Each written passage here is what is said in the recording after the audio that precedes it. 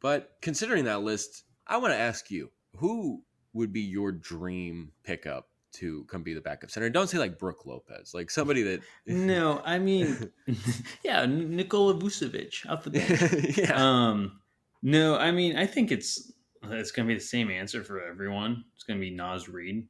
I mean, he's just one. He always kills the Kings, but two, he would just fit into. I mean, he played a great backup center. But I feel like the last couple seasons for Minnesota can stretch the floor. Is a physical guy, kind of like an enforcer almost too, and someone you can just slide in there seamlessly. Really, I mean, I think he's most people's number one choice. That's like a realistic option. Although I don't think he's realistic enough. I don't know. I feel like Naz Reid can be more of a starting center, and I feel like he's going to try to go for that contract. Will he get it? I'm not sure, but he's going to command some money at least as a backup five. And if you still have Holmes, I don't know if you'll be able to give him what he wants. How would you feel about Nas, or who's your number Yeah. one guy?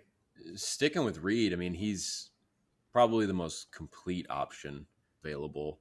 And just the fact that Minnesota brings in Rudy Gobert out there on a team that already has got Karl Anthony Towns, and Naz Reid goes out there and just shines and had his best season. He does a little bit of everything. I think one of the things that's interesting would be to see him be coached by Mike Brown and company on the defensive end, because defensively he hasn't shown really as much as he's capable of. I mean, he moves pretty well. He's heavy. Like, he's like 250 pounds. Maybe not. Let me pull that up before I start spouting that off. He's 264 pounds. So I was underestimating. He's 264 pounds, Yeah, and it's crazy. he moves pretty darn well. I mean, he could be, Mm-hmm. I feel like he's got some potential to be a little bit more versatile defensively, far more effective on that end. And yeah, he would just be really ideal. I think you pegged it right, though.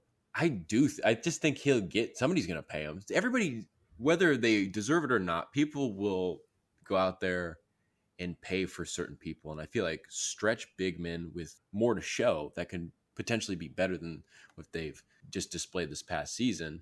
Those are real commodities that people want to capitalize on. So I feel like Naz Reid's going to get a pretty good deal, and it's going to probably fall outside the Kings ballpark. And also, it's just like, one of the things you have to keep in mind with the backup five, especially in relation to someone as talented as him, is that how many minutes does the backup five play for the Kings? Like 11, 12, 13 minutes, Mm-hmm. 14 minutes at most. Like, it's important, but I feel like it's a role that you probably want to be a little more cost effective at. Mm-hmm. And like I was kind of alluding to earlier, maybe you even want a little bit of depth there, some options. Obviously, you'd like to have one solid guy fill that role, but Mm-hmm. I think that kind of comes into play. But in terms of like, if you could have anybody basically total wish list style, it's like, yeah, I mean, he falls at regardless of talking about a backup five, a starting five, just free agent in general. I mean, he's got to be one of the more talked about ones. Obviously, not like potentially Kyrie Irving or something like that, but yeah, he's terrific. He would be Mm-hmm. he'd be awesome.